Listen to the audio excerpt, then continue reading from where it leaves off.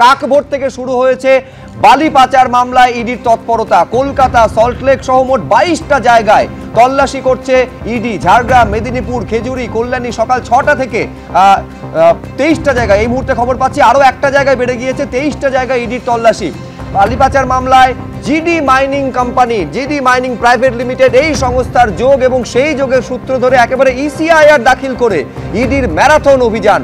এই সংস্থার যিনি কর্ণধার, যিনি অধিকর্তা থেকে শুরু করে কর্মী, গাড়ি চালক কাউকে বাদ দেয়নি। তাদের বাড়িতে, তাদের অফিসে এনফোর্সমেন্ট ডিরেক্টরেটের তল্লাশি।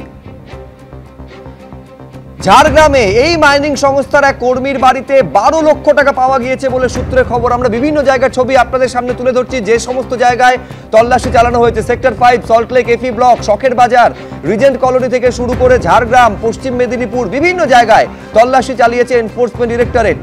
নদিয়ার কল্যাণীতে পর্যন্ত তল্লাশি চালানো হয়েছে। সকাল 6টা থেকে বেশ কিছু জায়গায় এখনো পর্যন্ত তল্লাশি চলছে বলে জানা যাচ্ছে। তবে চোখ কপালে তুলে দেওয়ার মতন ছবি কিন্তু গোপীবল্লভপুরে দেখা গেছে, যেখানে এক জহিরুলের নাম সামনে এসেছে, যিনি আগে সাইকেলের মিস্ত্রি ছিলেন। সেই সাইকেলের মিস্ত্রি, যাকে বাংলায় বলে আঙুল ফুলে কলা গাছ হয়ে যাওয়া, এখন বিশাল অট্টালিকার মালিক, গাড়ি রয়েছে। প্রশ্ন হচ্ছে যে কোন প্রভাবশালীর হাত তার মাথার উপরে ছিল যে কারণে এতটা বাড়বাড়ন্ত তার।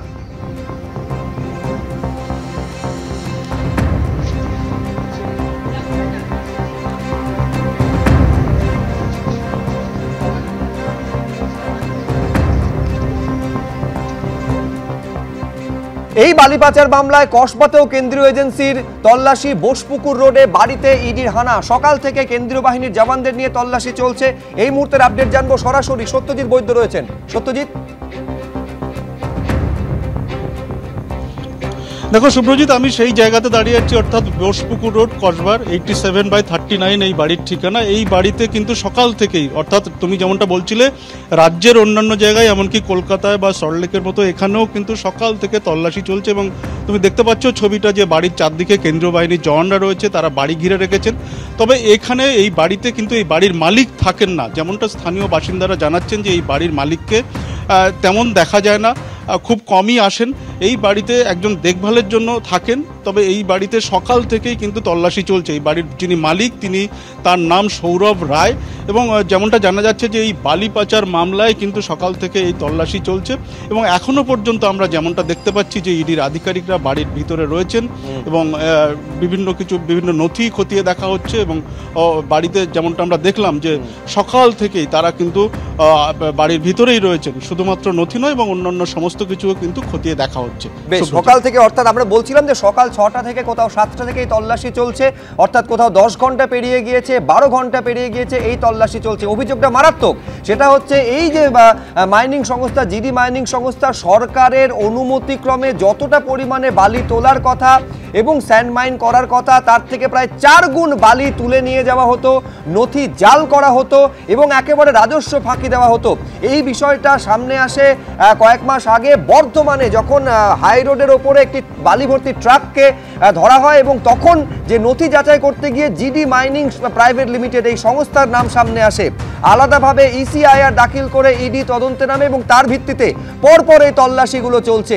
অভিযোগ এখানে আসছে যে এই যে বিপুল পরিমাণে বালি পাচার হতো, তার একটা মুনাফা, তার একটা বড় অঙ্ক প্রভাবশালীদের কাছে পর্যন্ত যেত। ইডি খতিয়ে দেখার চেষ্টা করছে যে এই প্রভাবশালী কারা, কাদের হাত তাদের মাথার ওপরে ছিল, যার জন্য রমরমিয়ে এই ব্যবসাটা চলতো। আমি সরাসরি নিউজ রুমে আপনাদের নিয়ে যাব। আমার সহকর্মী দেবস্মিতা আরো বিস্তারিত এই তদন্ত এবং এই তল্লাশি নিয়ে আপনাদের সামনে তুলে ধরবে। একেবারে শুভ্রজিৎ, তুমি ঠিক যে কথা বলছিলে যে সকালবেলা রাজ্যবাসীর ঘুম ভেঙেছে এই ইডির অভিযানে, এবং তুমি বলছিলে 22 জায়গায় তল্লাশি চলেছে। এবং এখানে একটু আপডেট করতে চাইবো যে 23 জায়গায়, এই মুহূর্তে 23 জায়গায় তল্লাশি চলছে, ইডির এই অভিযান চলছে। চাকরি, রেশন, গরু, কয়লার পরে এবার বালি পাচারের তদন্ত। কারণ যে আপডেট এটির মধ্যেই আসছে যে কসবাতেও কিন্তু তল্লাশি অভিযান চালাচ্ছে এবার ইডি। কলকাতা, সল্টলেক থেকে ঝাড়গ্রাম, মেদিনীপুর, খেজুরি, কল্যাণী একাধিক জায়গায় আমরা দেখেছি আজ ইডির এই অভিযান। সংস্থার কর্ণধার, ডিরেক্টর থেকে কর্মী, গাড়ির চালকের বাড়িতেও ইডির অভিযান। আর শুভেন্দু অধিকারী আর এই ইডির অভিযান নিয়ে কি বলছেন শোনাবো।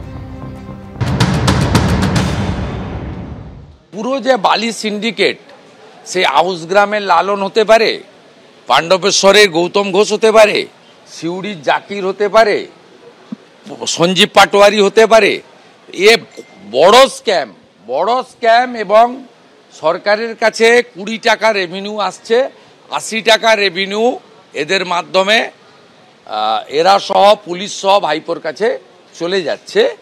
এবং পশ্চিম মেদিনীপুর ঝাড়গ্রামের এসপিরা এই সৌরভের নেক্সাসের সঙ্গে ডাইরেক্টলি ইনভলভ।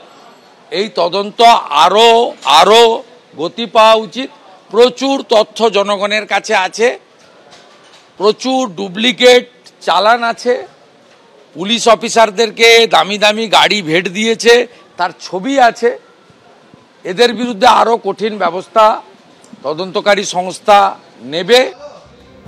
আমি এবারে আলোচনায় আসবো, আমাদের সঙ্গে ভাস্করদা রয়েছেন। ভাস্করদা, শুভেন্দু অধিকারী ঠিক যেটা স্পষ্ট অভিযোগ করছেন যে এই যে টাকা, এই যে মুনাফা একেবারে তৃণমূলের শীর্ষস্থানীয় নেতা নেত্রীদের কাছে এই টাকা পৌঁছে যেত। ওনার একটা অভিযোগ, আর উনি সব বালি মাফিয়াদের চেনেন বলে বলছেন, তাহলে ইডি বা সিবিআইয়ের কাছে গিয়ে সেই তথ্যগুলো তুলে ধরছেন না কেন? সুতরাং দেখুন, এই বালি মানে কোথায় পাচার হচ্ছে না হচ্ছে, কেন্দ্রীয় সংস্থা ইডি সম্পত্তি বাজেয়াপ্ত করে। আমরা কতদিন ধরে দেখছি কত সম্পত্তি বাজেয়াপ্ত করেছে, কনভিকশন কোথায়? আপনারা সিবিআই আর ইডির সংস্থাগুলো কনভিকশন কোথায় করছে দেখুন, শুধু উদ্ধার করে যাচ্ছে, চার্জশিট দিয়ে যাচ্ছে। জানি ইডি যে সম্পত্তিগুলো বাজেয়াপ্ত করছে, সেই বাজেয়াপ্ত করার পরে চার্জশিট দিচ্ছে এবং দেখছি দীর্ঘসূত্রতা।